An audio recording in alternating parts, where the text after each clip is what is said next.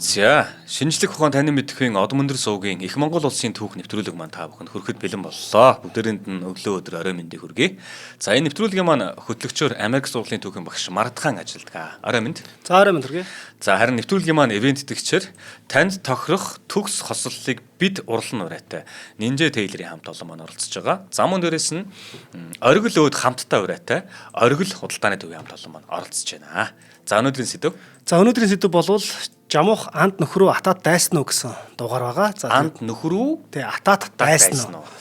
За, тэгээд энэ дугаарыг бидэхийн хувьд бол бас үзэг сонсогч нараас нэг зүйлийг хүсмээр байгаа. Тэрний юу гэхээр мэдээж жамуух гэдэг хүнийг бид нар ингээд уншаад үзэхээр тий Монголын нуус товчоог уншихаар нэтен гарч ирдэг. Дундад зууны үеийн түүхийг судлахаар гарч ирдэг. Энэ хүн маань яг өөрөө хинбэ гэдгийг бас нэг ойлгож авах тий. Үүнээс гадна ер нь нийт монголчууд даяараа гэдэг ч юм уу те түүхийг сонирхдаг хүн болгон бол жамуухыг нэгдүгürt нуулж чаддгүй. Хоёрдугаар бас хит магтаж болдоггүй те ийм нэг сонирхол байхгүй. Дээрэс нь Монголын нуус товчоонд бас нэг хитрхи олон бас үйл явдалд орооцолтож гараад ирээд идэггүй. Хаяа гэдэг нэг үйл явдалд гарч ирээд идэг те. Тэгэхээр жамуухын тухай болвол подкастууд бас байна.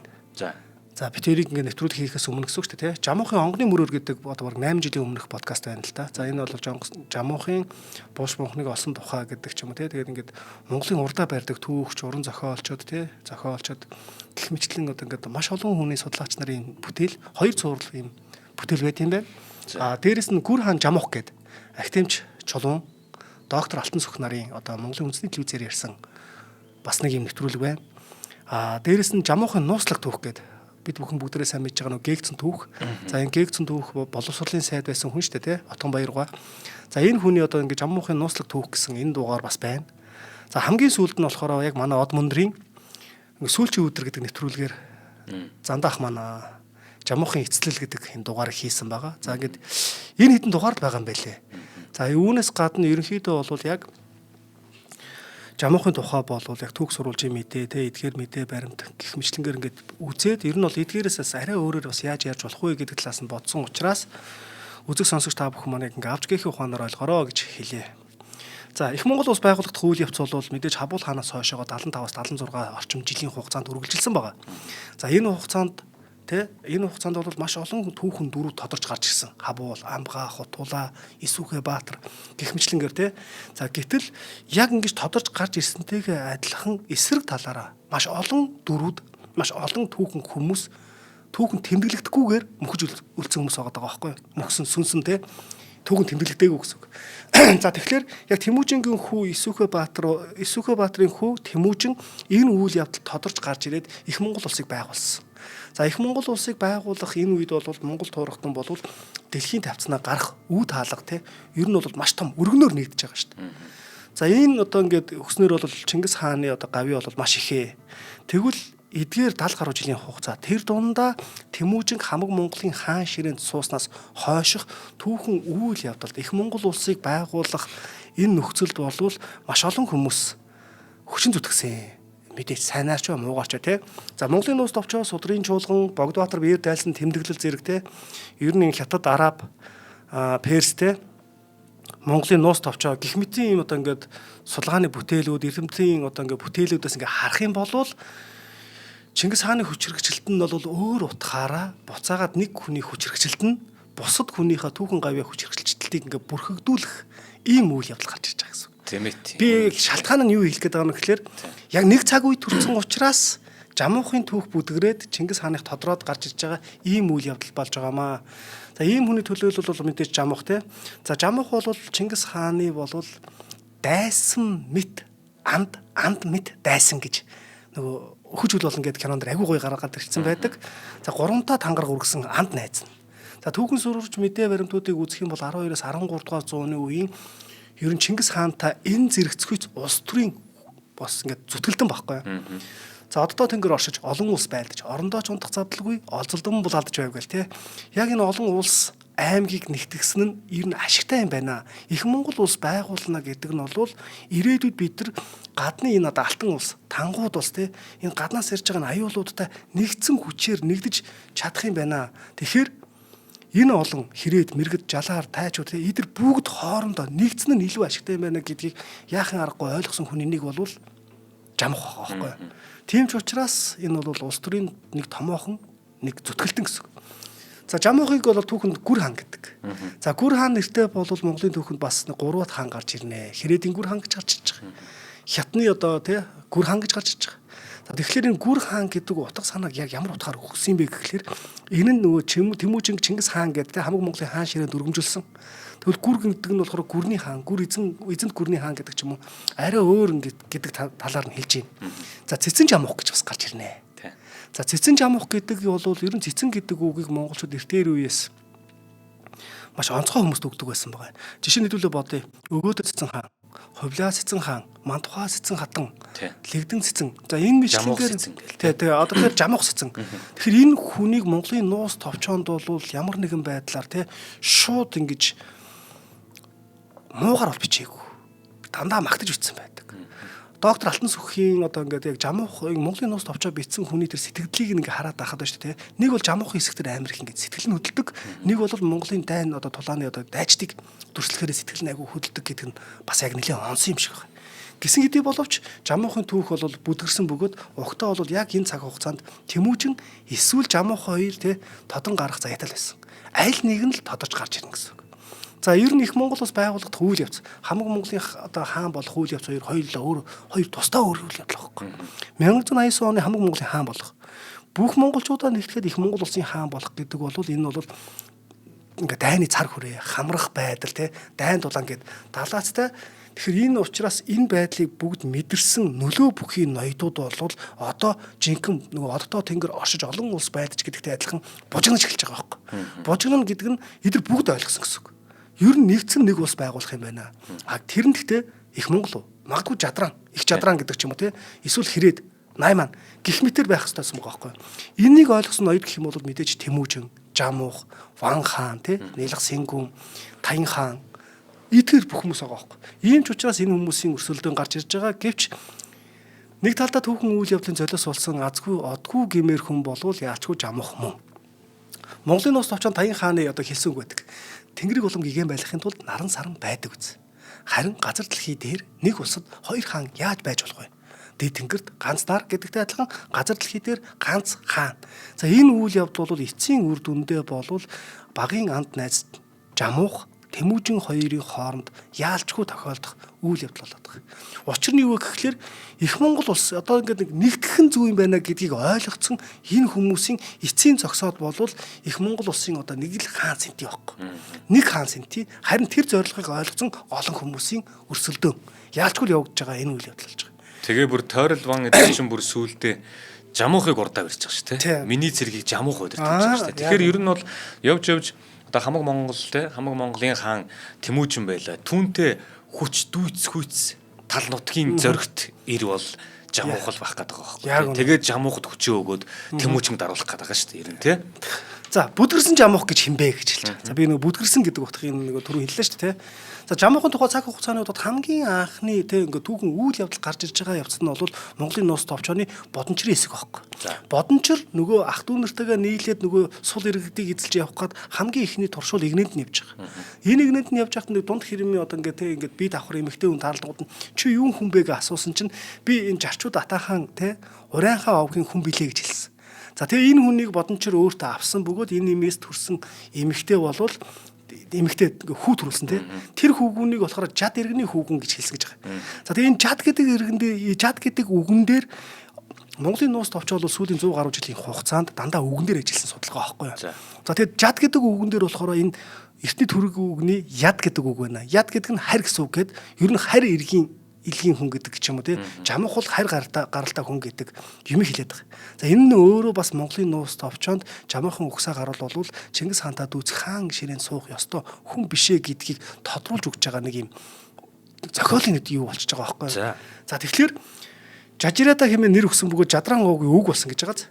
За Жажирадагийн хүүг нь бол Төгүүдэн хүү Бүрий болчирээ. Бүрий болчирийн хүү Харадаан. Харадааны хүү Жамуух байхгүй юу. За хамгийн сүүлд 1924 онд хэвлэгдсэн дэлгэрэнгүй тайлбартаа Монголын нуус товчоо гэж байгаа. Энэ нуус товчоо бол 4 редактор 25 судлаачийн оролцсон маш том бүтээл байхгүй юу. За энэ бүтээлийн 76 дугаар хуудсан дээр Жамуух гэсэн хэсэгтэр нь болохоор түүний тухай Жадран аймгийн ахлагч Тэмүүжний өрсөлдөгч бас Жамуух Сэцэн гэдэг Монголын нууц товчоонд жамуухын дээдс хээлтэмээс төрсэн хүүхэд учир жажирада хэмээн нэрлэн жадрааны дээдс болсон хэмээн тэмдэглэсэн бол судрын чуулганд Домбинас эцний хөвгүүн төрбөө хачигээс гаралтай тэднийг бас жажирад гэж дууддаг гэж байгаа байхгүй. Ийм учраас жамуух бол Тэмүүжинтэй нэгэн язгуур ухсааны хүн бөгөөд түүний эцгийг хар хадан гэдэг. За Домбинас эцнэр хөөж үзэх юм бол ер нь бол жамуух Тэмүүжин хоёр болвол Домбинас эцнээс ухсаа гарал нэгтэл гэсэн үг байна. За доктор Алтан сүх дундад зууны Монгол хүний нэрийн судалгаа хэмээх судалгааны бүтээл дээрээ жамуух бол Домбина хааны шууд удмын хүн болох бөгөөд Гүр хаан жамуух тэрээр жадран овгийн хүн. Түүнийг Монголын нууц товчоонд 113 удаа жамуух гэж нэрлсэн байдаг. За жамуухын нэрийг бас хожимын сурвалж өчгүүдэд болохоор ямуух гэж бас нэг дуудаад байдаг. За бас дээрэс нь 2024 онд дахиад нөгөө шинээр хэвлэгдсэн шүү дээ. Гэхдээ энэ дахин эмгэгдэж хэвлсэн га дамгоо Монголын нууц товчоо. За одоо бид нар бүгдээрээ сайн мэднэ. Ялангуяа манай Зандаа ахын одоо байнга ашигладаг сурвалжт бичиг тий.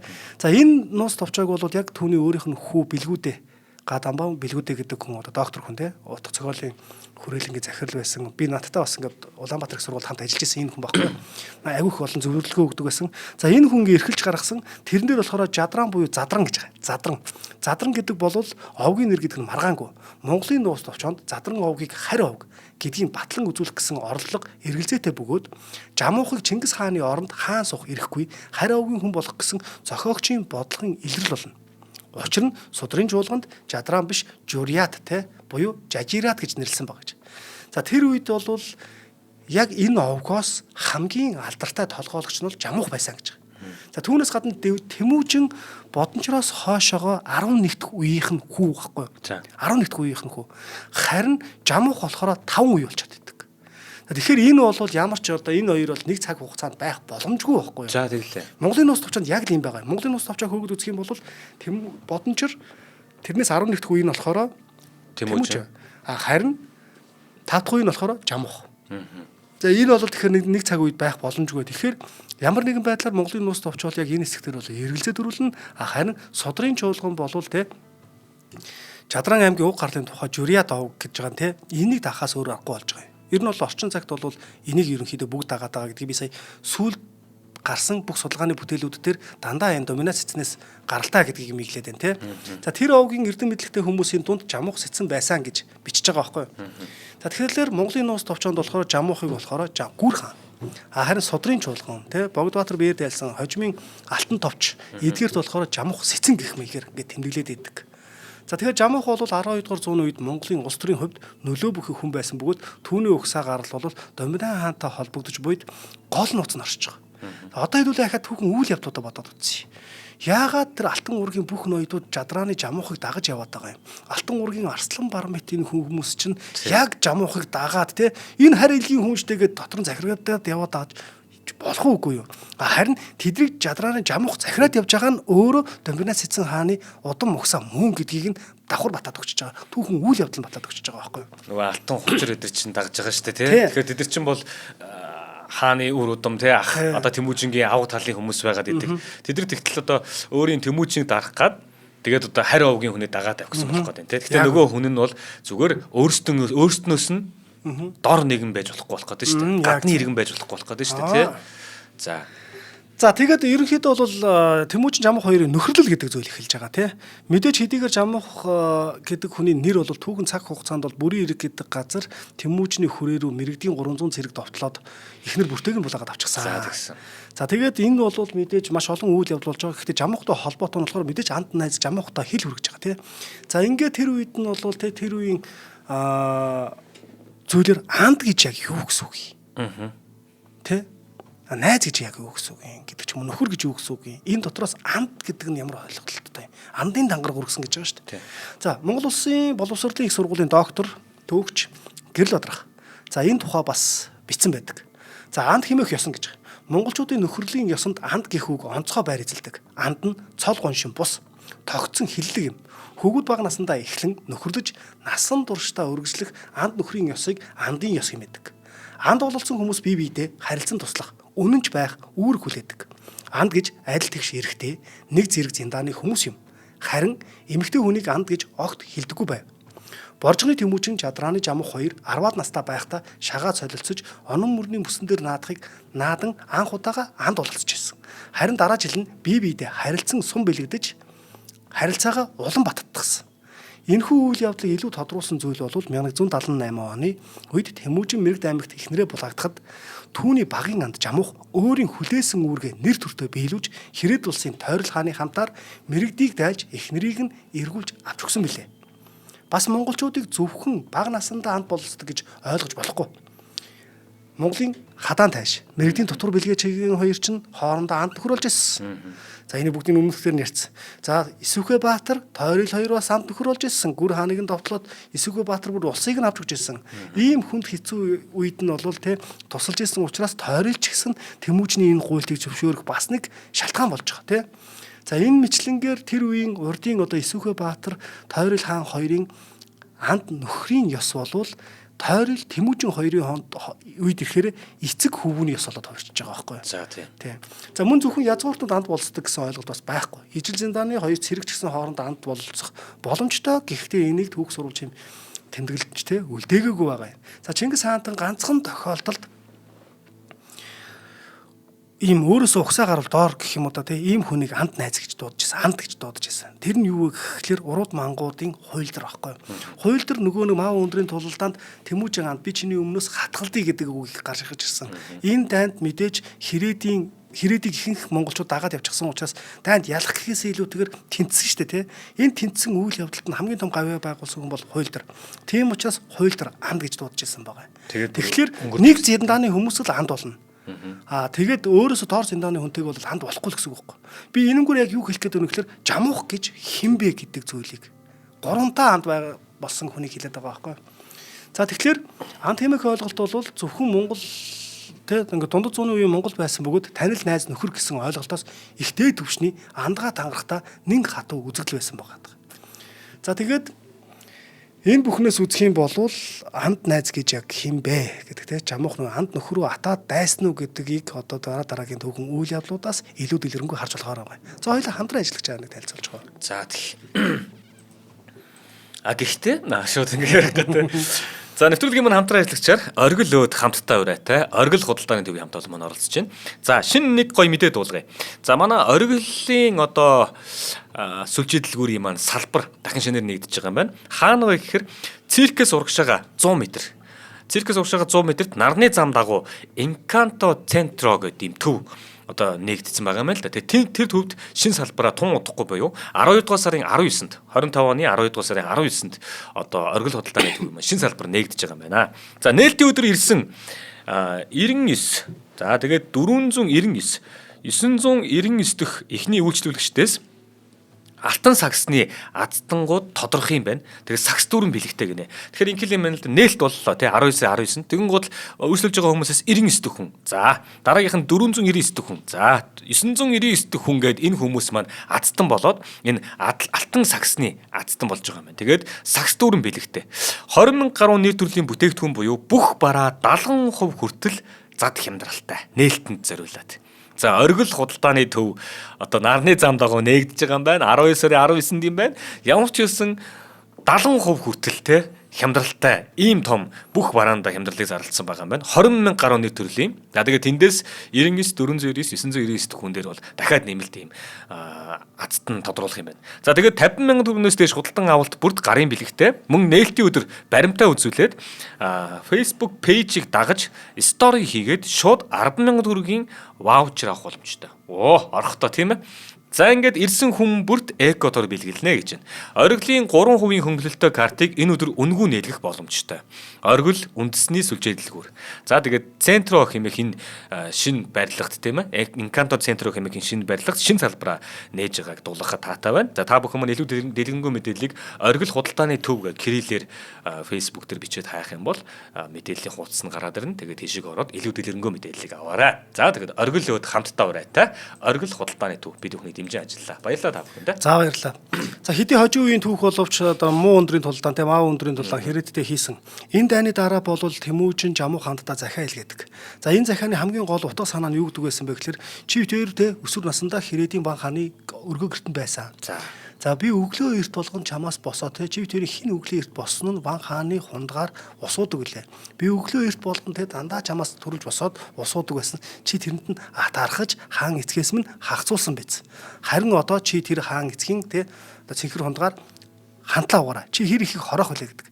За энэ үгнээс юу бодож олох вэ гэхлээр бид нар Тэмүүжин өсвөр насандаа магадгүй одоо тэр таргуудад баригдсныхаа дараа гэдэг ч юм уу те өөлөн үжин энийг эцгийн одоо амт байсан тойролд аваач өгөх юм бол ирээдүйд те хэрэгтэй хүн болно гэдэг ч юм уу. Иймэрхүү байдлаар Тэмүүжин тийш нь явуулсан байх магадaltaй. Ван хаан ч гэсэн те одоо тойрол. За энэ хүн ч гэсэн ирээдүйд ер нь Монголыг нэгтгэж захирахад хин хэрэг болох вэ? Миний хүү Сэнгүмд Жамуух Тэмүүжин хоёр тус болно гэдэг ч юм уу те магадгүй бэлдэжсэн байх бас болж байгаа юм. А эсвэл одоо нөгөө эртээр үеэс хойш те аль хүчтэй одоо хүчтэй хүчгүйгээс одоо нэг хан хүүгүүдийг барьцаанд авдаг те гэх мэтлэнгээр одоо янз янзаар тайлбарлаж болох юм. Ямар тач Тэмүүжин Жамуух хоёр бол нэг доор Сэнгүмтэй хамт байсан байгаа байхгүй. Тэгэхээр энэ бол хожим нь бол юу хөө гэхлээр энэ гурлаа багаасаа нэг мэддэг байсан. Тэгээ хожим нь том болсныхаа дараа хоорондоо өрсөлдөж эхэлж байгаа. Энэ бүх үйл явдал Сэнгүмийг ямар хааштай өгдгийг Жамуух хамгийн сайн мэдж байгаа шүү дээ. Тэгээ Сэнгүмд юу гэж матах юм бол Тэмүүжиний эсрэг хөдлөх үү гэдгийг мэдчихэж шүү дээ. Энэ бүх ингээд зүйлээс харах юм бол ер нь ирээдүйд энэ гурав ч гэсэн ер нь их Монгол улсыг нэгтгэхийн төлөө бас зүтгэж исэн ийм хүмүүс болж тараад байгаа байхгүй. За дээрэс нь бас нэг ийм зүйл байгаа. Одоо нөгөө эхнэрээ алдсан тухай ярьсан шүү дээ, тий. За эхнэрээ алдсан. За ингээд мэдээж Тэмүүжин Жамуух тий туслахаар барах уу? Ер нь энд нэг ийм л үйл явдал болж байгаа шүү дээ. Эхнэрээ алдах үйл явдал. За одоо нөгөө авч гээхийн ухаанаар гэдэг чинь л одоо энд л гарч ирэх юм шүү тий хүмүүсээ. Би зүгээр ингээд нөгөө одоо нөгөө Жамуухын талаар ярих гэдэг шүү дээ.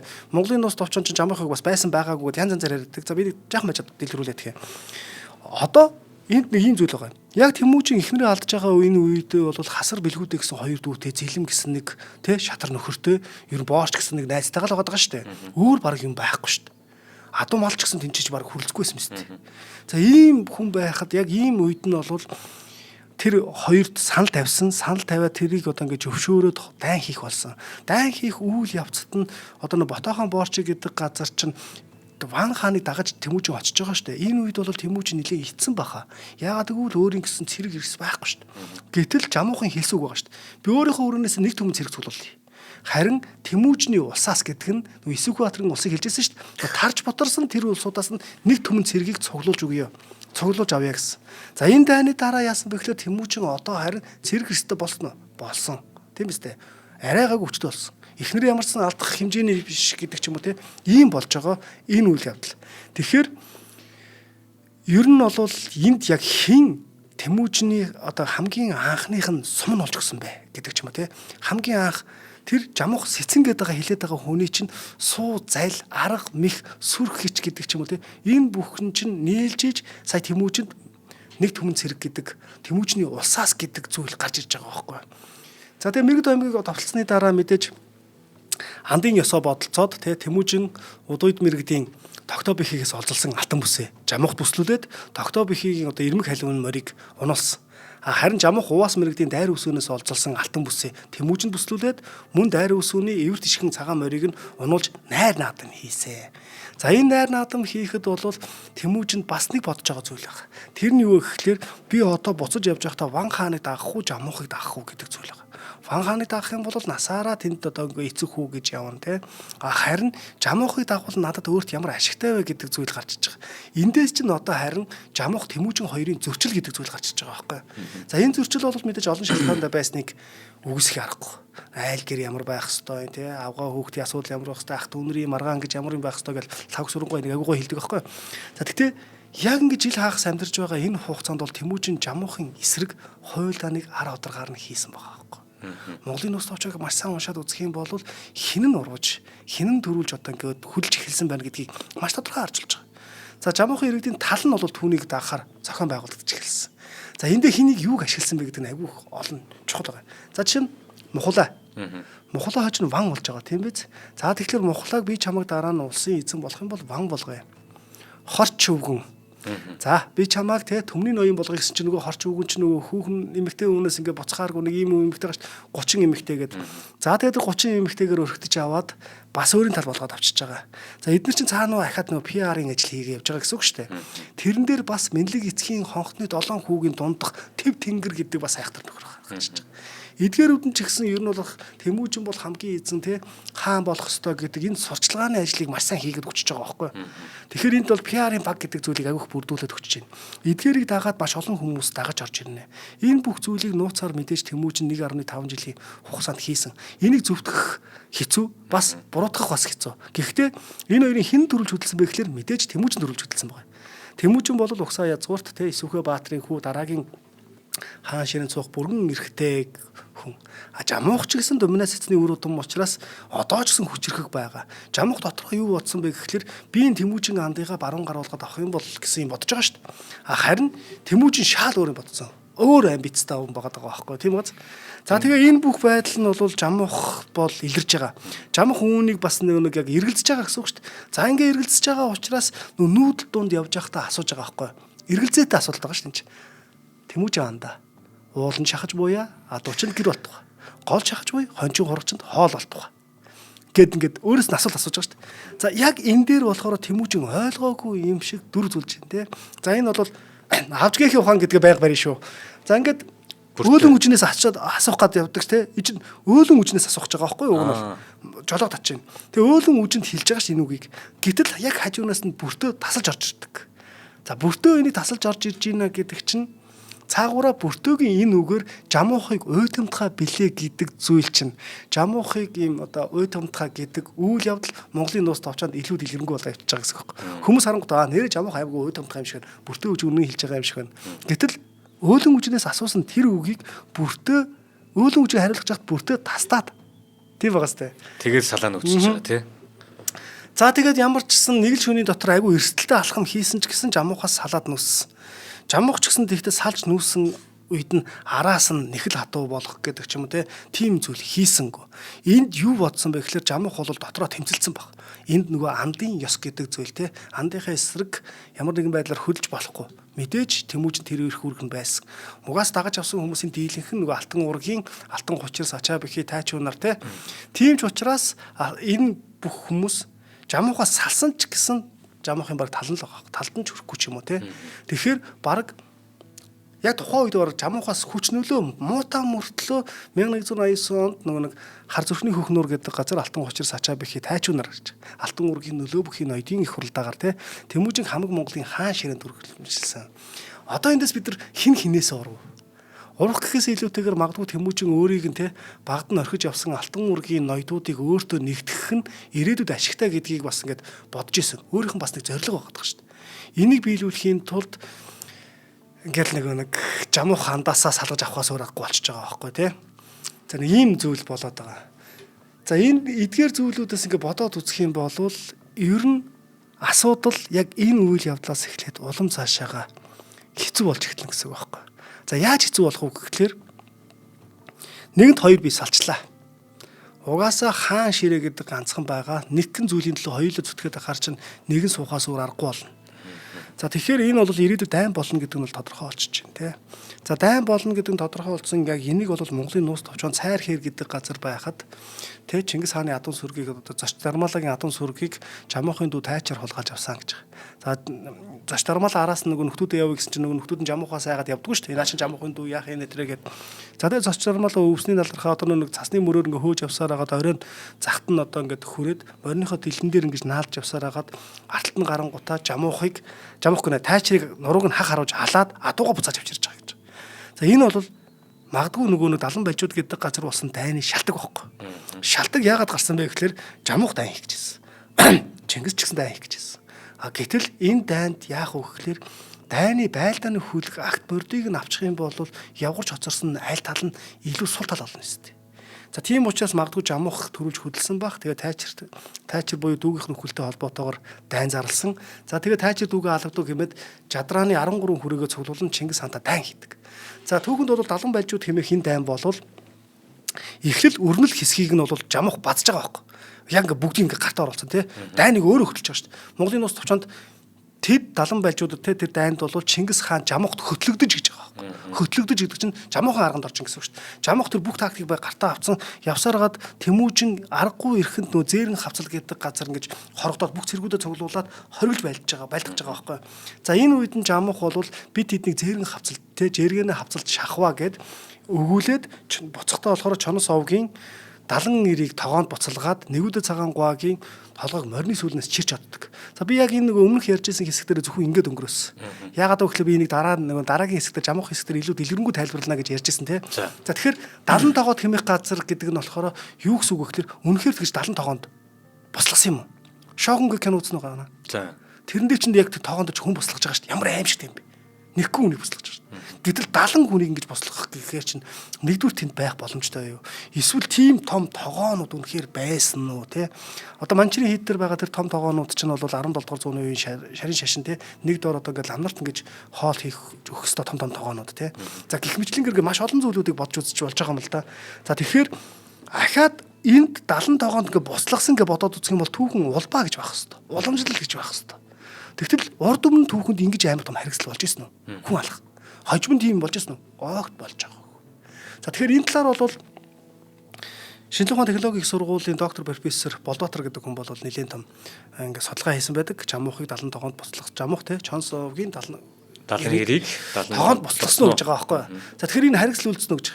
За тэгэхээр 70 тогоонд бослогож Чонос овгийн хүүгүүдийг ингээд 70 тогоод хэмээх газар төвөөж хөнөөж ингээд янз янзаар ажиллаж байгаа байхгүй. Энэ хэсгийг одоо ингээд Монголын нуус товчоонд яг тэр анх нөгөө нэг хятад галигаар бичсэн шүү дээ. Тэгэхэд н хажуугийн ташаа орчуулгаас болоод Жамух 70 тогоонд Чонсын хүүгүүдийг бослогсон гэх мэтээр буруу ойлгож бичсэн байх магадaltaа гэдэг дээр тайлбар хийж байгаа юм. За энэ бол энэ хэлэг дээр Монголын нуус товч бол хил зүв тогтлын хувьд бол авч үзвэл 70 тогоод гэдэг нэртэй газар Чонсын хүүгүүдийг хөнөөсөн гэж тайлбарлаж болох мэтэй гэж байгаа. За бослох гэдэг үгийн язгуур бол буцуул гэдэг үг бол алтан язгуурын хэлнээ хөнөөх, устгах, дээрэмдэх гэсэн ийм утгатай бөгөөд нөгөө талаараа монгол хэлний буцал гэдэг үг бол ус буцлах, уур хилэн буцлах гэсэн замбраагүй нааш цаашаа бужигнсан ийм ерөнхий зүйл утгыг хадгалсан гэж байгаа байхгүй. За далан байлжуудын тулаанд Тэмүүжний удирсан 13 хүрээний цэрэг Жамуухын талд ихэд дарагдан ухарж улмаар байрлал, байлдааны зохион байгуулалтаа алдан тарж бутрахад хүрсэн. Энээгзэгтэй үе Тэмүүжин тарсан олон цэрэгээ зээгэн хавцгаад хуруулж тэнд хориглон байлгах тактикийг оновчтой зөв тактик хэрэглэсэн байгаа байхгүй юу? Гисэн хэдий боловч ухрах явцад Нэгүдэ цагаан гуагийн тэргүүлсэн Чонос овгийн хөвгүүд хамгийн игнэд байлж исэн хүмүүс байгаа байхгүй. Тэгээ байлж исэн байрлалаасаа шалтгаалаад их цэргээс хоцорч улмаар дайсан итгээд 70 нуруу эсвэл 70 тогоо гэдэг нэртэй газар бүр 70 тохоод ч байж болох юм те. Ийм дугуурсан хуйра тохоо байж болох газар бүслэгдэн шахагдсан. Тэнд Жамуухын цэрэг Чонос овгийн хүүгүүдийг бачимдуулж айлган сандаргаж буцлагсан. За хийгээд харин тэднийг тэргүүлж явсан Нэгүдэ цагаан гуагийн тэргүүнийг огтлон морины сүүлэнд чирч одсон хэмээн бид үзэж байна гэж. За тэгэхээр энэ Чонсын хүүгүүд тэр бүр хөнөөж устгаагүй болов гэж үзээд нь штэ. Учир юу гэвэл Монголын нуус товчоо болвол Жамуухт шалтгаан үгүй бол одоо нэг хамгийн сүүлд нь Жамуухыг одоо нөгөө барьж цаазалсан штэ тий Тэмүүжин. Тэгтээ хэлж байгаа шалтгаан үгүй бол амьд хор хийвэс үл зохино гэж. За энэ юу гэсэн үг вэ гэхээр ер нь дундад зууны монголчууд хүний аймыг хорлоход хүндэтгэх шалтгаан хэрэгтэй. Гисэн нүүдэлчдийн язгуур нэгэн зарчимтай холбоотой бөгөөд Чонсын хүүгүүд бол Тэмүүжний талд дайдж байснараа Жамуухт хэдийг бүгдийг чанаж одоо буцалгах те ийм том ийм өстөнд байсан бол биш ээ. Тэгээд ч Жамуухын талд байсан тайчуудтай гарал ух саядар нэгтэй. Учир нь энэ одоо ингээд тулаан хамаг монголчуудын хооронд болсон. За ийхүү 70 тогоо эсвэл тохоо хэмээх энэ газрыг те нэрээр нь ойлгох юм бол ер нь бол магадгүй энэ бол ийм 70 ийм хонхорхоо те галын үеийн одоо ийм хонхроо газар гэдэг шүү дээ. Ийм газар байх боломжтой гэдэг зүйл хэлж байгаа. За буслаж юу гэдэг үгийг те чанаж бутлахсан Чонсын хүүгүүдийг бачимдуулсан айлгаж сандрахсан гэдэг энэ үг байгаа даа шүү дээ. За энэ үгийг бол энэ монстр татын толиос төмөр цэрэнгуун ишилснээр бол хүүхд байхдаа багада шоргоолцсны үүрийг боцлогож үзсэн үү? Бужигнуулж үзсэн үү? Бужигнуулж. Бужигнах гэдэгтэй ингэж. Тий. За тэгэхээр ер нь бол ингээд шоргоолцны үүдэнд ингээд хоол хаях ч юм уу эсвэл ингээд хүндчгэж бүгд ингээд буцалж байгаа юм шиг бужигндаг шүү дээ. За энэ үйл явдлыг хэлээд байгаа гэж. За тэгэхээр энэ үзэгдэлтэй яг ингээд адилхан утгаар тайлбарлагдана гэж байгаа байхгүй юу? За Монголын нууц товчонд хятад орчуулгыг баримтлан жамуух чонсын хөвгүүдийг үнэхээр 70 тогоонд чанж буцлагсан гэх юм бол энэ хэрцгий үйлдэлийг штэ тий. Энэ хэрцгий үйлдэлийг тэнд байсан ер нь маш олон хүмүүс бүгд хайж явахд бэлэн болчихж байгаа шүү дээ. Гэтэл ер нь бол тгээгүй. Харин энэ дайны дараа урууд мангууд хоёр салж жамуух Тэмүүжний араас ирсэн те. Энэ бол үнэн. За тэгэхээр одоо бид нар нэг зүйлийг маш сайн бодох хэрэгтэй байхгүй юу? Энэ бол нэгүдэ цагаан хуваагийн толгойг тасалсан. Энэ бол үнэн. Тэрний юу гэхээр чонос овг болвол өмнө нь бол жамуухын харьяанд байсан бөгөөд Тэмүүжийг дагаж ирж байгаа. Тийм учраас жамуух бол жамуухын хамгийн сүүлд хэлсэн бас нэг үг байгаа шүү дээ. Хаан эзэндээ халдах юм бол гэдэг нэг үг гэдэг. Энтэй адилхан эзнээсээ урвсан одоо боолтыг те илгийн нэмтэл гэдэг одоо Монголын нууц товчонд үг байгаа. Энтэй адилхан чонос овгийн тэр нэгүдэ цагаан гуайг толгойн тасалт морины сүүлнээс чирж отож байгаа энэ үйл явдал чи надаас урваад Чингисийн талд орсон учраас надаас урвсан хүн ямар байдгийг гэдгийг бусдад үлгэр жишээ үзүүлэхийн тулд тассан огтлсон гэж байгаа. Энэ бол Монголын нууц товчонд толгойгоо таслуулсан 3 тохиолдлын нэг нь. Нэгүдэ цагаан гуай, нөгөөх нь Хэрээдийн Ван хаан, нөгөөх нь Мэргэдийн Тогтоо бэхий. Тогтоо бэхий бас дайнд явж байгаад ингээд ялагдаа сумд оногдоод хүүхэд нь өөрөө толгойг нь тасдаж авч явна шүү дээ тэр чинь. За яагаад толгойг нь тасдаад аваа явчих вэ? Толгойг нь тасцсанаар яг юу хийх юм гэдэг нэг иймэрхүү зүйл болж иж чинь те. За тэгэхээр далан байлжуудын дайнд жамуух ялсан. Ялсан учраас ийм нэг юм үзэгдэл байна л да. Тэрний юу гэхээр ялсан тал дайсны туг сүлд тамга тэмдэг. Эсвэл одоо ингээд нандин шүтэн бүхий үнэт зүйлс. Түүнчлэн Овг аймгийнх нь тэргүүнийг нь эсвэл хаттыг нь олзолж авдаг. За бүр болохгүй одоо хамгийн хүчтэй өрсөлдөгчийнхаа те тархит одоо ингээд толгойг тасч авдаг те. Ийм зүйл болвол саяны одоо ингээд Чингис хааны 13 хүрээний дайн гэдэг те Чингис жамуух хоёрын. За энэ бол Чингисийн манлайд хатгалдан тэргүүн игнийг нь одоо те буцалгаж тэргүүн игнийг нь сандрахсан энэ үйл явдал болж байгаа байхгүй. Энийг бол бид нар бол эртний скипүүд эсвэл одоо гаалууд те энэ аймагуд болоод 17-аас 19-р зууны үеийн Америкийн индианчууд байсан одоо нэг скалп одоо хуйх тоног авах те. Энэ зүйл чинь буцаагаад яг монголчуудад бол 13-р зууны үеийн монголчууд бол цус тоног авах ёсны тухай. За алсан дайсныхаа хуйхыг хуулж авдаг гэх мэтэр ингэж үзэж болж байгаа. За тэр бүхэд энэ бүр хүннэг үеэс нөгөө нэг гавлаар аяг хийх. Сиамбиг үеийн тоног хийх ёс. Жужааны үеийн бас гавлаар аяг хийх ёс. Эдгээрий чинь бас ингээд нэг үргэлжлэл ингээд цаашаага яваад байгаа гэдэг зүйлийг бас харж болохоор байгаа байхгүй. Тэгэхээр дайны үйл явцыг дүнх юм бол жамуух дахин нэг довтлол Чингис хааныг бүрэн сөрүүлэх гэсэн. Гэтэл энд яагаад ингээгүү вэ? За яагаад босч уу гэдэг дээр болохоор жамуухын арга гэрлүүн нэг мэрэгдүүд довтлсон гэдэг нэг шалтгаан байгаад байгаа. Гэхдээ ахаад нэг довтлох юм бол ер нь дууснаа гэдгийг нь жамууч гэсэн мэдж байгаа шүү дээ. Гэхдээ энд бол тэр хамгийн тэргүүн игнэнд зогссон нэгүдэ цагаан гуай өөрөөс нь урвсан те энэ хүнээр ингэж болгоод тэгээд ер нь бол одоо нэг Монголын нууц товчооны гардаг шиг одоо нэг буслахж сандрахсан бөгөөд тэгээд тэндээсээ явж байгаа бөгөөд яг эцсийн бүлэгтээ бол жамуух бол Тэмүүжийн тэр чигээр нь дуусгах ямар нэгэн бодол байгаагүй маа гэдэг санаа гарч иж байгаа. Энэнгүүрээ буцаагаад жамуух бол яг насан туршдаа өөрөө өөртөөгөө ингээд дотоод хүнтэйгээ тэмцэлсэн гэсэн үг байхгүй. Хаан ширээн цуумаар байдаг. Харин анд найзаас урмаар байдаг. Гэдэг иймэрхүү зүйлүүд агиух яваад байгаа. За ийм зүйл. За дараагийнх нь болохоор мэдээж 1200 ер нь жамуух Тэмүүжин хоёр хоорондоо саяны далан байлжуудын дайнаас хойшоо те. Энэ бол Тэмүүжин жамуух хоёрын яг чин сэтгэлээсээ гэх юм уу эсвэл яг ингээд албан ёсоор байлцсан дайн.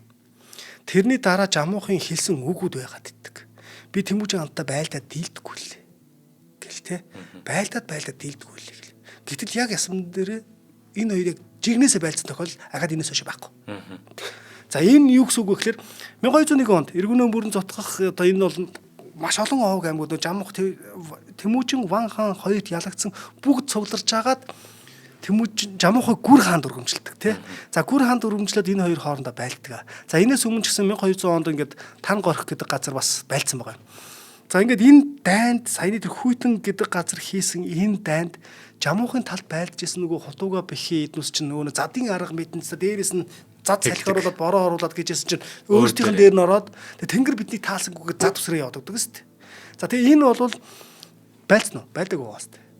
За тэгэхээр байлдаагүй гэхдээ энэ цагаас хойшоо жамуухын сүргүж унж байгаа байхгүй. Дагж явж байгаа хүмүүс нь унж байгаа тий. Жамууч гэсэн босч явахдаа өөрийг нь дэмжсэн хүмүүсээс одоо ингээд яах аргагүй нь адуу мал дээр нөхөөс өөр аргагүй байсан юм шиг. За энэ мэтлэнгээр жамуух энэ цагаас хойшоо Ван хааныг дагаад явдаг. Ван хааны харьяанд орж байгаа тий. За ингээд 1203 онд болохоор нөө муу өндөр буюу Жамуух Хэрээдийн бүх цэргийг захирч Чингис хаантай байлдах боломж байсан. Одоо байсан шүү дээ. Тэр боломжийг ашиглаагүй шүү дээ.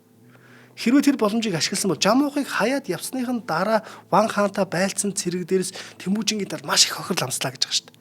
Гэтэл хэрвээ Жамуух энэ дээр нэмэгдээ дээрээс нь дайны тактик нь өөрөө боловсруулаад тий Ван хааны үгэнд ороод ингээд боловсруулаад байлцсан болвол Ван хаан Тэмүүжин бүр яах байсан болоо гэдгийг бас ингээд бодхоос төсөөлгөөс бас ингээд амар байгаас тий. Тэгэхээр ингээд зайлан өөрөө нөгөө Ван хааны цэргийн тактикийг нь задлж өгчөөд өөрөө зайлаад алга болчдөг. За тэгэхээр энд бол ер нь бол Тэмүүжин ялах бараг боломж байхгүй байсан нь мэдээж Жамуухаас гадна Алтан хучир энэ нөгөө нэг бүх хүмүүс Ван хааны талд байгаад байгаа шүү дээ. За ийм зүйл байгаад байгаа. Одоо энэ дэр бас л Жамух нөө дотоод ертөнцтэйгөө ингээд тэмцэлцэн гэдэг зүйл нахаал гарч иж байгаа шүү дээ. За ингээд 1204 онд Нахуг үнд босон дайн. За энэ бол мэдээж хамгийн сүүлийнхэн дайн. За энэ дайн Жамух baйл дайны үед те хил мэдээ хүргэх, тулааны талбараас зайлан гарах, өөрийн холбоотноо амаар айлгаж үгээр өхүүлэх, сэтгэл зүйн хувьд бол ингээд байлгах чадваргүй болгох 8-ны Таян хааныг чинь те. За жишээ нь Таян хаан ингээд үзэж байгаа ш дайны яг үйл явц дээр. За 8-ны хамт байлгахаар исэн Жамуухаас асууж байгаа. Тэр сүрэг хонинд орж хотонд нь хүртэл хөөж яваа чон мэд довтлогч ямар хүмүүс вэ? Жамух хурдаас нь хэлж шít. Ингээд энэ бол Тэмүүжин анд минь дөрвөн нохоог хүний махаар тэжээж гинжнээс ууж байдаг үлээ. Ширмэн төмөр магнатай, шивээ хурц хилтэй, гам төмөр зөрөгтэй, гадас цөөзөн хошуутай, галзуу дөрвөн нохоо. Зэв хувлаа тэргүүтэй, зэлэм сүбэтэй дараатай гэж байгаа.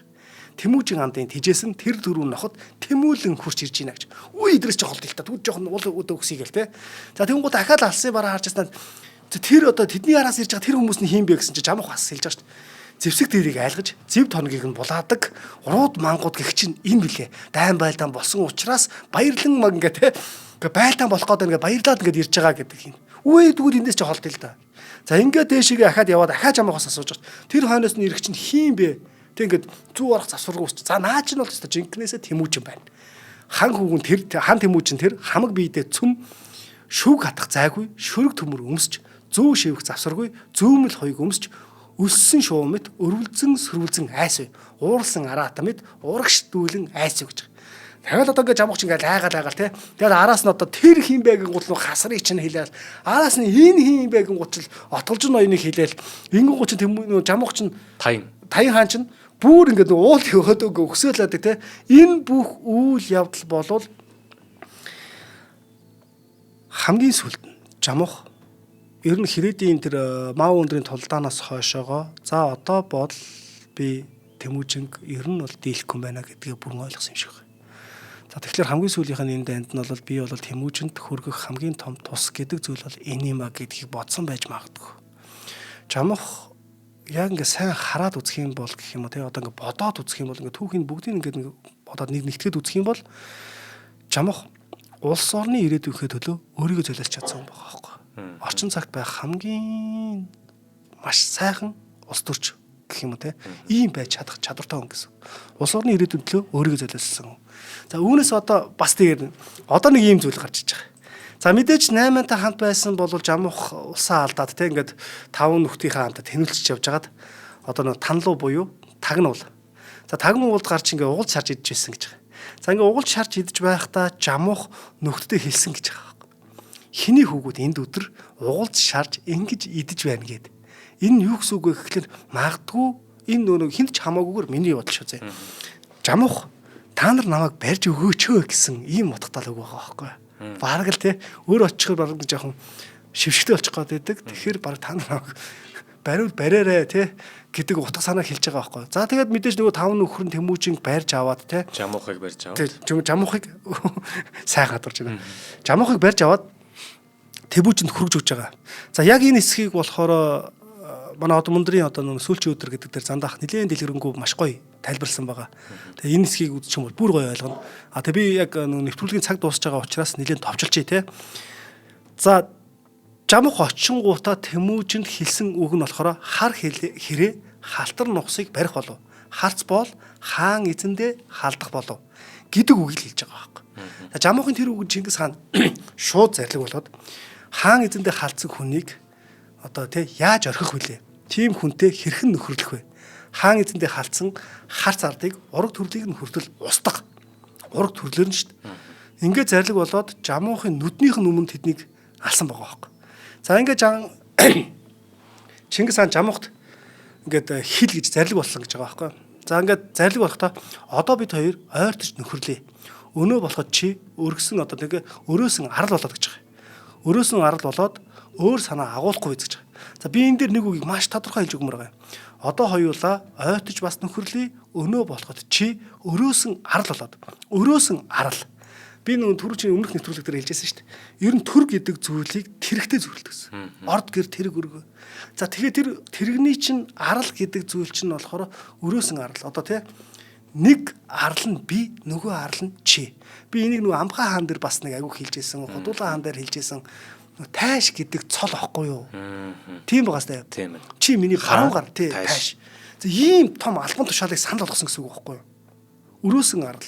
За энэ бол төр миний нэг төрний нөгөө тал нь чи бэ гэсэн утгатай. Ийм ингээд том санал болгосон боловч энэс жамуух татгалзаж чаддаг. За татгалзаж чаддаг бөгөөд өөрийг нь бол тий одоо нэг дими надаар юугаа хийх вүлээ тий. Ер нь одоо ингээд тэгэлсэн хог шаарчанд болох байлгүй тий. Тэгээд ч бас дотроо бодохдоо бол жамуух өөрөө бол гүр хаан шүү дээ. Өөрөө өөртөө ч гэсэн гүр хаан шүү дээ.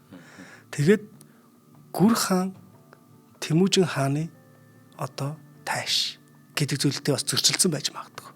За энэ бүх шалтгааны улмаас бол жамх өөрийг нь бол тэ цус гаргалгүй нөхчөө гэдэг зүйлийг хэлдэг бөгөөд хамгийн сүүлд хэлэхдээ нэг зүйлийг маш тодорхой хэлж байгаа байхгүй. Тэр нь чи намайг одоо өндөр уулын тэ одоо ингээд нэг алсын бараа ширдсэн ийм газар хонгол тугай. Миний сүнс чиний үр удамд чинь ч гэсэн үйлчлээ гэдэг үг хэлж байгаа байхгүй. Энэ чинь юу гэсэн үг гэхээр амьд ахуйн насандаа жамх андын дангаргаа зөрчсөнгүй шүү дээ. Бас дээрэс нь тэр 8 таян хаан Хэрээдийг яаж доройтуулв те энэ бүхнийг хийж өглөө шүү дээ. Энэ мэтлэнгээр ингээ үзэх юм бол Гөмлөвч гэсэн таян хааныг жамуухыг энэ хүн бараг л Чингис хааны тагнуул байна гэж үзээд идэг. Гэтэл сонирхолтой нэг ийм зүйл байгаа даа. Зарим төөгчд жамуухыг нөө муугар хэлдэг зүйлүүд нь зөндөө байгаа даа шүү дээ тий. За энэ бол мэдээж ойдомтхай хүн ингээ амбиц амир хөөсөн өөрөө ч гэсэн ингээ хаан болохыг зөвлөсөн хэрцгий догшин энэ түүхэн үйл явдлуудаас нь үлгэж аваад бүр зарим төөгч зарим судлаачид за яг төөгч гэхээр бас хэцүү тий. Зарим нэг хүмүүс энэ жамуух гэж хүн угаасаа байгаагүй. Монголын нус товчооч нь өөрөө уран зохиолын ингээ бас агуулгатай. Тийм учраас Чингис хаан гэдэг тэр дүрийг тодруулж гаргаж ирэхийн тулд эсрэг талд нь яг нэг кино шиг жамуух гэдэг дүр гарч ирсэн юм аа. Мөнх тэнгэрийн хүчин дор гэдэг тэр чинь чилүүгэн гэж гарч ирдэ шүү дээ, тэ. Түүхэн дүр байхгүй шүү дээ. Тэгээ тэр шиг ингэж гарч ирсэн ийм дүр юм аа гэж үздэг байхгүй. Гэтэл жамуух гэдэг чинь талаар ганцхан Монголын нус товч биш. Судрын, Чулган, Богдбаатар, Биер тайлсан ер нь бүх сурвалжуудад тэ бүгдээрээ байж байгаа жамуух бол байсан. Тэгтэл Дамын Түр Батхаа гэдэг одоо ингээд төрийн сойрхолд уран зохиолч хүн байгаа хаа. За энэ хүний хатан дүрийн нууц гэдэг юм том түүхэн роман байдаг. За энэ түүхэн роман дээр бол жамуух гэж хизээч дүр гарч ирэхгүй. Харин жамуухын оронд хасар гэж дүр гарч ирдэг. Магадгүй энэ бол зохиогч хүний өөрийнх нь бас нэг зохиолоо бичих энэ өөр үнцэг байж магадгүй. Гэхдээ тэр хүнийг бичсэн тэр зохиолыг уншсан хүн бол нэрээ жамуух байхгүй байж болно шүү дээ гэдэг ийм зүйл хэлж магадгүй болж байгаа. За эцэст нь хэлэхэд жамуух өөрийгөө хэллээ шүү дээ. Намайг ингээ оршуулаа гэсэн гээд. За тэгтэл энд нэг ийм зүйл болж байгаа. Тэр юу гэхээр жамуухын буш олцсон гэдэг нэг яриа яригддаг. За тэгсэн. Хоёулаа энийг хамтраад ярьчихэд яриана. За тэр чинь саяхан бас болоо те нэг хүмүүс яалаа хэлээ гэж яриадсэн шүү дээ. Надад угаас асуух юм зөндөө. Би тэгвэл яриан дундуур нь зогсоохыг хүссэнгүү. За нэвтрүүлгийн маань хамтраа хэлэгчээр танд тохирох төгс хослолыг бид урланаа авраатай. Ninja and Sarah Taylor-ийн хамт олон оролцож байгаа. За Ninja Taylor гэдэг одоо манай Instagram дээр хүмүүс Ninja Taylor гэдгийг хаягаар мэдэх бах. Facebook дээр бол Ninja and Sarah Taylor гэсэн хаягаар бас мэдээлэлүүд та бүхэнд хүргэдэг. Ер нь бол туршлагын хувьд бол 2007 оноос хавуулаад яг энэ хостол тэ эрэгтэй костюм гэдэг юм ийм зүйлийг хийгээд явж байгаа хамт олон. За энэ хамт олонны бүрэлдэхүүнд болохоор шүү дээ, тэ. Оросын холбооны улс, Унгар, Турк, Герман зэрэг орнуудад ер нь 8-аас дээш жил яг энэ захиалагт хослол үйлдвэрлэлийн чиглэлээр ажилласан юм туршлагатай залуучууд байдаг, хамт олон байдаг. Тэгэхээр яг тэр улсуудад энэ хослол гэдгийг чинь яг яаж хийдэг юм бэ? Энд чинь бол манай Монголын үндэсний хувьд биш шүү дээ. Тэгэхээр яг энэ хослол хэрэгэлдэг байсан, хэрэгэлдэг соёлтой газарт нь ажиллаад тэгээд тэрийг яаж яг хүний биед таарснаар нь захиалагын дагуу тэр хүн зориулан хийдэг вэ гэдэг ийм туршлагатай хамт олон нэгдцээ л гэсэн үг. За тэгэхээр ер нь эрэгтэй, эмэгтэй захиалагт хослол, дээрэс нь пальто. Тэгээд цамц, цув, биед тааруулсан нарийн хэмжилт, примерк, төгс суулт, за тэгээ хувь хүний царай төрөх, биеийн шин чанар тохирох загварын зөвлөх үйлчилгээ. Энэ бүхнийг хамтдаад танд таарсан тэр төгс хослол, пальто, сороочг тэ энэ болгоныг уралж өгдөг л гэсэн үг. За тэгэхээр шинэ жилийн баяр болж чинь 12 сар болж чинь яг энэ үеэр хүмүүс мань маш их идэвхтэй костюм гэдэг юм юмыг хайдаг баг. За тэгээд биендээ таараагүй зарим нэг юм хослол өмссөн жоохон зураг хүргээ харахлаар, хуучин зураг хүргээ харахлаар бас гэмээр үе байдаг. За тэгээд надад бол нэг яг Ninja Tailor-ийн хийсэн нэг хослол байдаг. Тэр хослолоо өмсөг болгондоо би яг ингээд гоё бүрэн дүүрэн гоё өөртөө ихтэй болж чаддаг. Яг энтэй адилхан та бүхэн маань өөрсдөндөө энэ эрэгтэй эмэгтэй захиалт хослол болон пальто, сороочг, цув тэ энэ болгоныг гоё өөртөө хийлгэж аваарай гэж хүсэж байна. За тэгээ та бүхэн маань илүү дэлгэрэнгүй мэдээллийг нь Ninja and Saras Tailor гэдэг одоо Facebook-ээс латинаар бичиж хайгаад болоорой. Мөн Instagram дээр Ninja Tailor гэдээ хайх юм бол илүү дэлгэрэнгүй мэдээлэл нь гарч ирэх болно. За ингээд хамт олонд баярлалаа. Амжилт хүсье. За баярлалаа. Чам ч гэсэн тэр Ninja Saras Tailor-ийн бичаг чинь үнэхээр гоё зөгтөг шүү нэр. Би бүр жамх шиг харагдаж байна. За яг нөгөө төсөлд нь мэдээж нөгөө цус гаргалгүй хаалгах гэдэг зүйл байгаа шүү дээ. Энийг бол мэдээж Чингис хаан хүсээгүй. Тэгээд энийг бас ингээд үгээр хэлж байгаа байхгүй. Анд нөхөр жамуух анги тасархаа явж ата хор санаж амиа хорлох үгийг арай хэлсэнгүй билээ би. Засарч чадах боловч засрахгүйг хичээхгүй байна. Үзэх төлгөөр мэргэлбэл өөхөх цаг нь болоогүй мэд. Дээд язгуурын хүнийг дэмий хорлож болохгүй. Хүний амийг хорлоход хүндэт шалтгаан хэрэгтэй. Энэ тухай шалтгааны хэлбэл гэж байгаа байхгүй. Шалтгааны хэлбэл. Зоштармаала тайчир 2 адууга харилцан дээрэмцэлдэх үед гэж. Одоо энд харилцан дээрэмцэлцэх үед. Миний төрөний хийдэд байгаа хин одоо нөгөө тэр байхгүй. Үед жамуу ханд чи буруу зам булхаа явдал гаргаж далан байлжууд гэдэг газар байлдаж намайг зээрний хавцалд бачимдуулан айлгаснаа санаж байна уу? Одоо бас нөхөрлийг ивэл зөвшөөрөхгүй байна. Амийг чин хайрлах боловч аргагүй төрүү гэж хэлэх түн гэж байгаа. Одоо чиний үгээр цус гаргалгүй нөхчүүлж хөөрий чинь ил хаяхгүй хүндэт ёсоор оршуулъя гэж зарлиг болов гэж байгаа. За тэгээ тэнд жамуухыг өхүүлж хөөрийг нь оршуулва гэж байгаа. За ингээд жамуухнаас орсон чинь одоо сүүлийн үед нөгөө нэг надаас нэг ингээл асуугаалсан те жамуух юм оршуулга бус оршуулга байдаг гэж энэ кандидат байдаг гэж энэ үнэн үгүй юу гэл те. Тэгээд ганаа бас асуух гэдсэн гэсэн тэрний юу вэ? Зүгээр төсөлт нь яриа бэ. За окей. Их юм байна. За тэгэхээр энд бол юу гэхээр Монголын археологч байна, алдартай археологч Наван багш гэж хүн байна. Тэгээ малтсан буш болгоноос алт олдог гэл бид нар археологийн нууцууд нэвтрүүлгүүд байнга гэл ярьдаг те. За энэ хүн бол 1981 онд бол яг тухайн үед нэг булш малтсан байгаа байхгүй. За энэ булшийг яг хаана малтсан бэ гэхлээр Монгол зөвлөлтийн хамтарсан экспресс туулгалын хүндий сонгон хайрхан уулын салбар болох Бурхантын гацааны амны зүүн хойд гэж. Дадарт уулын ингэрт нэгэн булш малтсан. За энэ булш бол 1.75 метрийн гүнд тий 100-ны шүү 75 метрийн гүнд байх булшны хойд хажуу руу нас барсан хүнийг шургуулan оршуулж толгойн баруун талд нь хоньны дал, модон иш, төмөр хутга, биений баруун талд нь 65 сантиметр урт бөгөөд дотроо 3 ширхэг төмөр зэв бүхий үйсэн бүтэн хоромсго. За тэгээ биеийн зүүн талд нь 3 хүлт ширмэн тогооны хагархай, шаант чүмэг зэргийг зүйлүүдийг дагалдуулсан байж байгаа. За мөн 2 ширхэг дөрөө хийсэн байсан нь монголчуудын морины соёлд дөрөө чухал үүрэгтэйг илтгэж байгаа. За Монголын эзэнт гүрний үед морьт арим буудлахта эхний игнэний цэргүүд дөрөөгөө зохиж дохио өгөхөд арын игнээ дамжуулан одоо ингэж нэг зогсдог байсан тий. Гэх мэтлэнгээр ингээ маш олон зүйлүүдийг хэлж болж байгаа. За энэ булшнаас хоол хүнсний зүүд гарч ирсэн нь 13-аас 14-р зууны үеийн булш болохыг нь илтгэдэг. За мөн булшнаас 50-аас 60 орчим насны метр 75 см өндөр хүний шарил алтан чимэглэл бүхий бүсний хамт олцсон юм. За бүсний баруун талын ташаанд нь таарах хэсэгт цох хэлбэрийн зүйлд зүүн доод талд нь болохоор гонцгой хэлбэрийн угалд чимэглэсэн гэж байна. За тус олдуур нь хөрөнгө чинээтэй язгууртан хүний байр суурийг илтгэж байгаа бөгөөд Монголын нууц товчоонд өгүүлснээр алтан гэр, алтан эмэг, алтан сав суулга зэрэг энэ одоо ингээ эртнээс нааш талын язгууртнууд хэрэгдэж ирсэн зүйл юм. Эдүгөөж Оросын тал нутаг те энэ зэрэгт Монголын эзэнт гүрний газар нутагт байсан эдгээрээс бол Монгол булчнуудаас эдгээр ийм алтан эдлүүдүүд нилээд олддгоо. За гэтэл энэ олдврыг олсон тухай бол за яг одоо миний ярих зүйл болохоор яг юм баттаа сурвалжлал биш. Манай багш нар ярьдаг байсан. За энэ наван багш яг энэ булшийг ингээд нээхтэй олдохтой шүү дээ. Оросууд ингээд малтж байгаа шүү дээ. Малтаад ингээд үдсэн чинь юу ч байхгүй бас гэж. Хоос. Тэнгуут Оросууд наа булш одоо ингээд баг хоосон тоногцсон булш юу ч байхгүй. Хэдүүл усан сэлийгээд явахт нь наван багш юм нэг геологийн алхахтай байсан юм байна л да. Тэр алхахаараа ингээд тэр ханыг ингээд нүдэл ганцаараа ингээд нүдчихсэн. Энэ хөмөгтэй юм байна гэд. Хөмөг гэдэг нь оршуулсан юм шиг харагдавч хажууд чинь хөмгөлцөө оршуулах гэсэн үг. За нууц орсуулсан байна шүү. За. Тэгээд тэр хөмгийг нь олоод тэндээс одоо энэ бүх зүйлүүд олдож байгаа байхгүй. За тэгээд энэ бүх олдуурыг одоо булш малтсан болгоноосоо нэг алт илрүүлдэг гэдэг байгаа тийм. За энэ хүн бол яг тухайн үеийн ардын уран зохиолч Дамдын сүрэн. Олноо одоо эрдэмтэн гэж алдарсан тийм намдан дорж. За ардын зураач Ядам сүрэн нарт. За. За энэ хүмүүст үзүүлсэн байгаа байхгүй.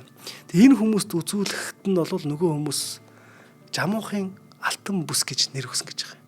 За тэгэхээр энэ яг хоёр янзаар яригддаг юм л да. За энэ байж болно. Гэтэл Навангу өөрөө ч гэсэн энийг бол би Монголын нууц товчоонд те Чингис хаан Жамуух хоёр алтан бүс солилцдог. Гэтэл энэ одоо яг ийм бүс олдож байгаа энтэй холбоод Чингис хаан гэхэр чинь Чингис хааны онгон бол арай өөр.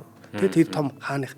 Энэ бол Жамуухих байх боломжтой гэдэг санаа гаргаад энэ болох уу гэхэд хинч одоо ингээд энэ байж болно шүү дээ тий гэдэг ийм санаа байгаа байхгүй.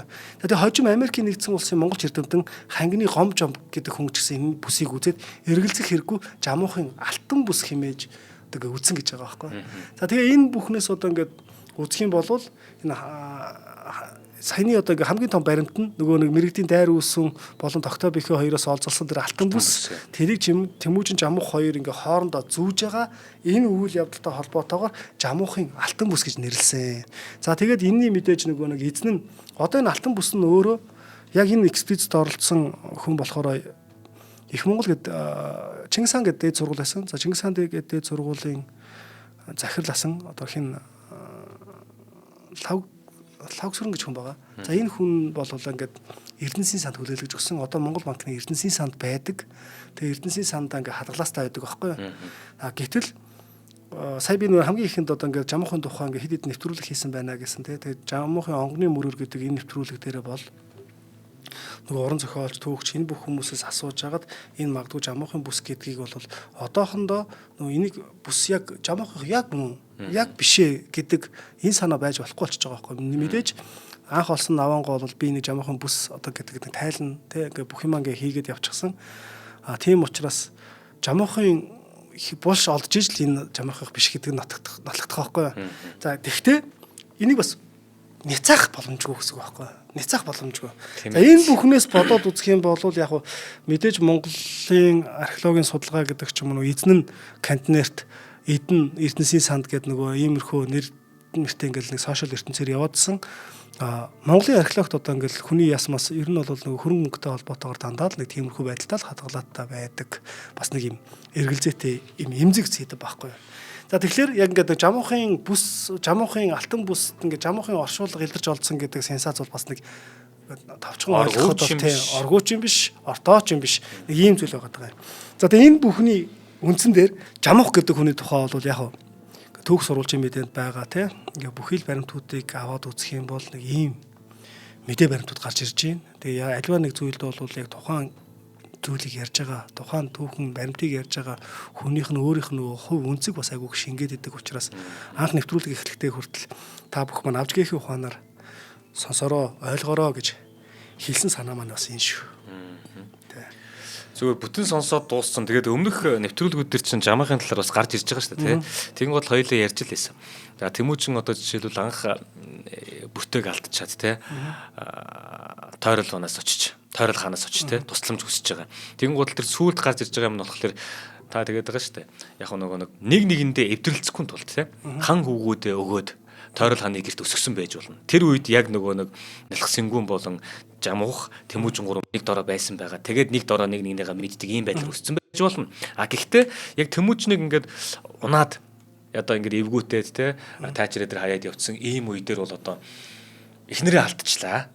Тэгээд араас нь аваад өгөөч гэж тойрол хан дээр очиход жамуухтууд хэл хөрөг гэдэг шүү дээ. Тэгэхэд тойрол хан чинь хинээс баг дахиад хүч өсөж ийн гэхээр жамуухас өсөж байгаа байхгүй тий. Тэгэхэд жамуух чинь болохоор яг өвөг дээцээсээ зөвхөн хаадийнх нь байдаг байсан тэр бойрон дээр жамуух өөрөө байгаа байхгүй.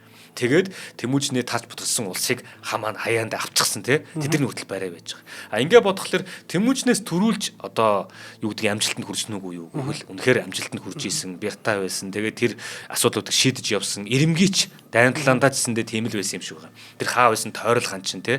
Жамуух руу ингэж хандж байгааг бодоход. За тэгээд сүүлдэн дээр тайн дулдаан дээр болохоор жамуухтуу цэргийг засгадаг шүү дээ. Энэ цэргүүдийг жамуухт үзсэн. Тэгээд Тэмүүжнийг одоо чийл ер нь бол дарна гэж байгаа. Үнэхээр л тал нутгийн Тэмүүжиндээ дүүцэх баатар байсан уу байсан. А таны тэр нөгөө хилээд байгаагаар үнэхээр өөртөөгөө тэсэлсэн үг үү тэр нэрээ хэлцмээр юм байна те. Үнэхээр анхны өргөсөн тэр тангаргаасаа буцахгүй явсаар байгаа дуусж байгаа юм байна. Тэгээд өөрийг нь гүр хаан гэд өөрөөдсөн гүр хаан штэ эн чинь те. Өөрөөдсөн тэр нэг юм яг Тэмүүжинтэй адилхан тэр нэг харизм гэдэг юм уу тэр нэг юм альфа чанар гэдэг юм уу тэр юм байгаад байгаа байхгүй тий. Би нэг зүйлийг санал тавихад үгүй би өөрөөрөө дууснаа л гэж чинь тий. Тэгээд бүр дуусч шít хамгийн амар. Би нэг зүйлийг бас л ингээл байнга л хэлээд байдаг шүү дээ. Манайхан анзаардаг болвол ер нь бол Монголын нөөцт овчоо тий. Хэрвээ жамуух энд ялж гарчсан бол бас жамуухд л зориулсан зүйл байх хэрэгтэй байхгүй тий. Тэгэхээр жамуухын ер нь дотор болвол ер нь бол монголчууд бүгд хоорондоо нэгдэх ёстой гэдэг зүйлийг л авч үлдсэн. Тэгэл их Монгол улс нэг Монгол гэдэг зүйлийг л авч үлдсэн. А энэ төлөө өөрийгөө золиослсон хүн болж хараад байгаа. Тэр ч гэсэндээ тэр хэрээрээ Тэмүүжнийг хэлсүүжүүлж байгаа. Тэр хэрээрээ Тэмүүжнийг улам одоо хурцлан гэх юм уу. Ямар ч сан жамуухтад алан байлжуудад ялгадаа зээрэн хавталж шахаж байгаа шүү дээ тий. Тэгтэн жамуах хаяа явчихж байгаа шүү дээ. Яагаад дуусгаагүй тий. Тэгээд тэр болгоноор ингээд улам хурцлагдаад яваад байгаа. Эсвэл бүр анханасаа яг энэ тал нутгийн энэ их нөгөө нэг дээр дороогаасан энэ олон юмыг ийм байдлаар цэгцлэн гэж үнэхээр жамуух үнэхээр сэцэн байгаад те. Тэгээд Тэмүүжин тэндээ суух ёстой гэдгийг ойлгочоод тэр болгон нэцлээд яваад байна. Тэр Таян хаан дээр амар те. Энд чин тэр дөрвөн штэ гэд өөрөө олон тэр л байгаад байгаа штэ. Тэрнээс зүрхийн өгүүлээд байгаа штэ. Гайхмаар. Тэгээ бас манайхны нөгөө өхөжүүл болно гэдэг кино байсан штэ. Энэ кинон дээр чин жамуухын дүрийг бас айгүй гоё гаргаж ирсэн байдэн штэ. Тэр нөгөө их хүслийн зараг хаашаа одохыг мэдэхгүй. Гол мөрөн үерлэхдээ эргэн иддэг. Хаан суур боорой засхаа мэд андам нэг аль тий Тэмүүжин намайг өршөөж болно. Монголын төр намайг өршөөж болохгүй гал аим гой гэд нэг өгнөд хөх Монголын төр намайг өршөөж болохгүй гал. Тэрэн дээр сайн нэг ингээд дөрөв тасч мастаж ингээд аваад явцдаг. Дөрөгийн тасаад аваад явчихдаг. Жамух Тэмүүж хоёрын хоорондоо уулзж байгаа л гэл жамух унтцсан. Тэгээд босоод ирэл мориндоо мордгосон чи дөрөгийн тасаад аваад явцсан. Тэгэхээр тэр юу гэсэн үг гэхээр цаазлаа наана байж л гэсэн үг. Явж болох. Тий. Өхөжүүл болон дээр яг ингээд жамуухын дүрийг айгүй гоё гаргачихсан байт.